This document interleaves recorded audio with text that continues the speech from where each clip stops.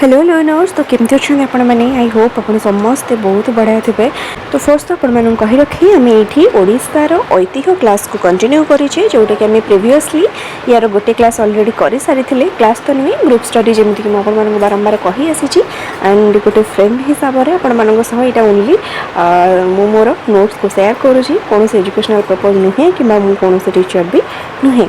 तो निश्चय भाव में यहाँ आपको हेल्पफुल हम कहीं गोटे फ्रेंड हिसाब से मुझे जमी गोटे टीचर मतलब पढ़ाई मत इजी हुए मुझे हिसाब से ही नोट बनई आपण को यहाँ निश्चय भाव में हेल्पफुल हम एंड जदि भी हेल्पफुल है तो प्लीज़ लाइक शेयर सब्सक्राइब करने को बिल्कुल भी भूलिए नहीं। एंड जाइए आपण मैंने प्रीवियसली आम हिस्ट्री जियोग्राफी एनसेंट रो बहुत बढ़िया नोट रही भी आपण मैंने थोड़े लुकअप करेंगे।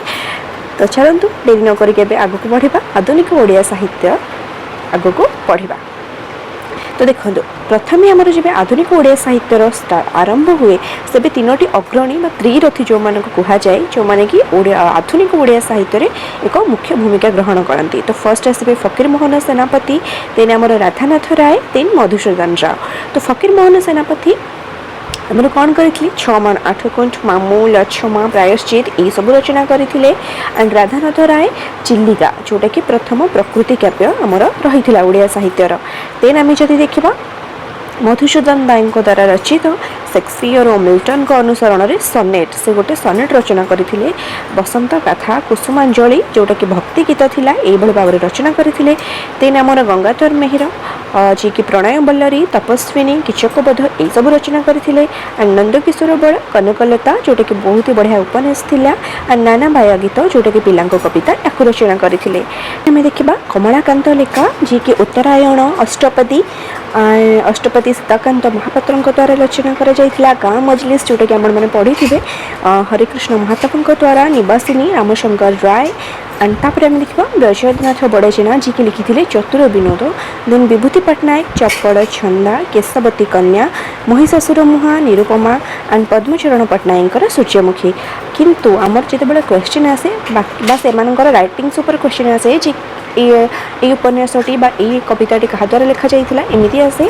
आउ गोटे क्वेश्चन आसे जोटा कि आधुनिक ओडिया साहित्यर स्रष्टा बोली क्या कहुए जी कि फकीर मोहन सेनापति आम आंसर दबा। तो चलते भी आग को बढ़ा। तो तापर आम देखा स्थापत्य भास्कर्य आउ चित्रकला। तो मौर्य जुगरू आमर सूर्यवंशी गजपति शासन पर्यंत ओडिशा रे निर्मित स्थापत्य भास्कर्य और चित्रकला ओडिशार ऐतिह्य बहन करे।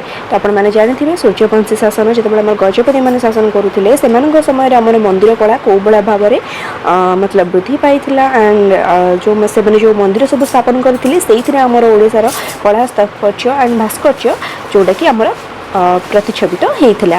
देन ओडिशार सर्वप्रथम भास्कर्य बोली क्या कहुए भुवनेश्वर दयानगी कूल धौली पहाड़ से कौन थी सम्राट अशोकर शिलालेख। देन आमर खंडीय पर्वत गोटे पत्थर खंडीय पत्थर से गोटे मूर्ति कढ़ाई जोटा कि आमको आधुनिक ओडिया साहित्यर सर्वप्रथम भास्कर्य बोली कहुए। देन आम देखा उदयगिरी भुवनेश्वर रत्नगिरी उदयगिरी ललितगिरी कटक बणेश्वर चौद्वार। देन पुरीर गुरुम खोर्धा अच्युतराजपुर मयूरभंज खिचिंग बालेश्वर अयोध्या भद्रक खड़ीपदा सोलामपुर। देन बरगढ़ गणियापल्ली गंजाम बुढ़ाखोल यही सब रही। एंड एक्चुअली ये सब इतने इंपोर्टेंस नुहे बस आपण मैंने थे थे लुकअप कर दिंतु। देन आम आग को बढ़ा एतक थी आमर किछिटा बौद्ध कीर्ति। देन आम देखा किछिटा जैन कीर्ति जमीक कि जैन कीर्ति आमर भुवनेश्वर खंडगिरी उदयगिरी जोटा कि गुंफा रही।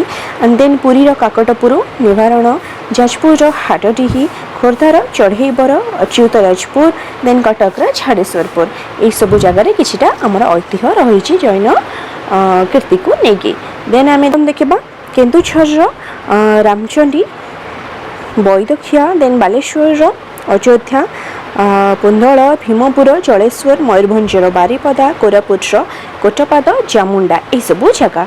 देन आम देखीद मंदिर कला। तो प्राय 600 रु 1300 शताब्दी मध्य आमर जो कलिंग शैली मंदिर जो मंदिर स्टाइल जो बनैबार स्टाइल थाए ता भितर गोटे कलिंग शैली आमर रही ओडिशार स्टाइल तो सही स्टाइल हिसाब से मंदिर कला बनूला जोटा कि भारत अन्य स्थान मानक जमीक नागर बेसर द्राविड़ ये सब मंदिर बनैबा ये शैली रे मंदिर बना जाउथिला बट सेतेबेले मंदिर कला ओडिशा कौन थी कलिंग शैली ठीक अच्छे आमको यार प्रमाण कौटी मिले ना अमृतसर रे 1231 मसीह गोटे कारुकार्य कर जोटि कि 4टी शैली विषय वर्णित होता ता भितर आमर कलिंग द्राविड़ वेशार ए भितर जो वर्णित होता आम कलिंग शैलीर वर्णना भी सेठी रही तो सेठू आम जाने जे आमर कला संस्कृति बहुत पुराना थिला देन आमर देखंतु षष्ठ शताब्दी शेष पर एंड सप्तम शताब्दी आरंभ बेलू प्राय लक्ष्मणेश्वर भरतेश्वर शत्रुघ्नेश्वर भुवनेश्वर 3टी मंदिर निर्मित होता एंड से गुड़ाक आमको भग्न अवस्था मिलता जोटा कि सर्वपुरातन मंदिर हिसाब से गणना कराए तो यहाँ बहुत समय क्वेश्चन रे आसे देन आम देखा परशुरामेश्वर जलेश्वर शिशिरेश्वर बैताल मर्कंडेश्वर ये सब मंदिर भी आमर रही जोटा कि भौमकर शासनर परिचय आम मान दिए देन आमर सोमवंशी जमीक मुक्तेश्वर राजा राणी ब्रह्मेश्वर लिंगराज ठीक अच्छे ओडिशा स्थापत्य कलार युवाक मणिर अच्छा कहीं ना एमाने बहुत ही बढ़िया शैली रे मंदिर निर्माण करते देन आम देखा गंगवंशर मंदिर गुड़ाक जगन्नाथ मंदिर मेघेश्वर भुवनेश्वर अनंत वासुदेव भास्करेश्वर कोणार्क ये सब रहा आमर गंगवंशर जतक कारुकार्य देन आम देखा सूर्यवंश बा गजपति वंशर तो मंदिर कि कपिलेश्वर देन 1568 अफगान अधिकृत ओडिशा है जिते अफगान माने ओडिशा को अधिकृत कले से मंदिर निर्माण कलार समाप्ति